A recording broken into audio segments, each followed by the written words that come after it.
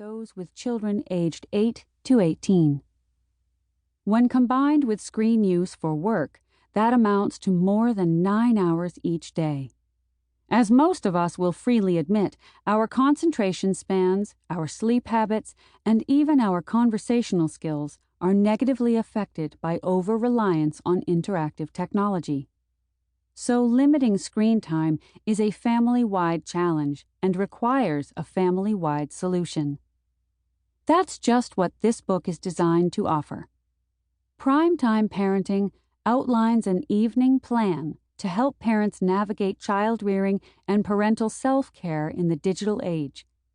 Informed by the latest research in child development and cognitive science as well as ancient wisdom on what works best for children, it outlines a 2-hour routine that covers the bases of homework, family dinner, reading, bath time, and bedtime.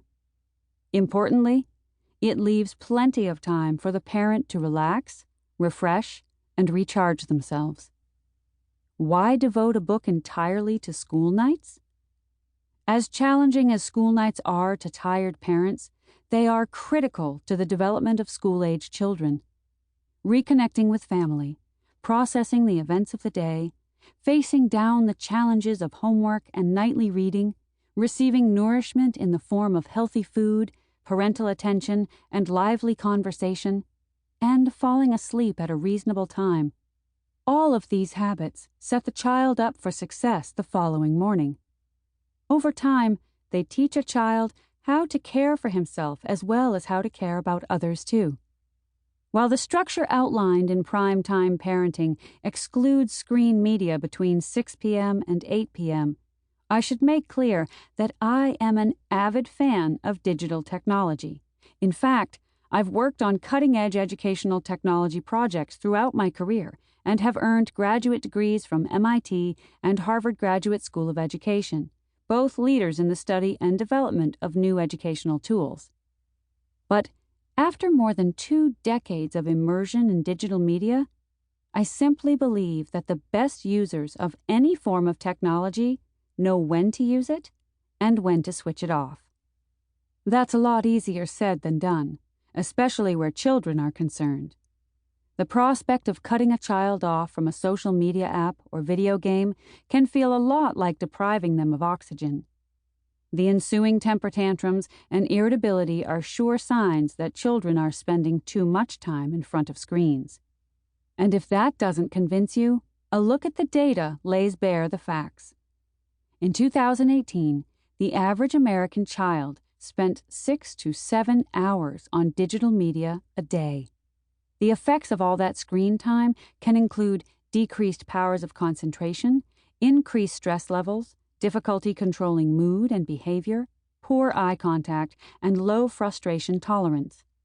And that's before we get into what all those hours in front of screens displaces.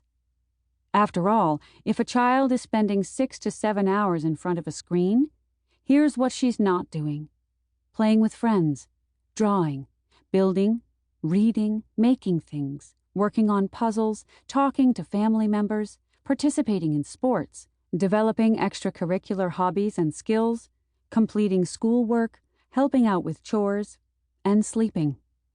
Our children's ability to develop into thoughtful, creative, and curious people depends on significant daily time engaged in worthwhile screen-free activities. When screen time nudges these aside, a child's social, emotional, and intellectual development is compromised.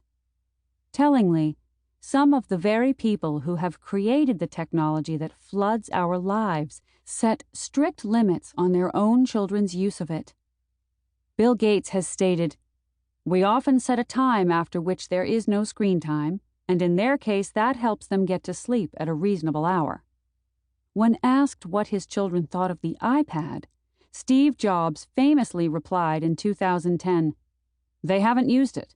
We limit how much technology our kids use at home." Hearing this, I was stunned.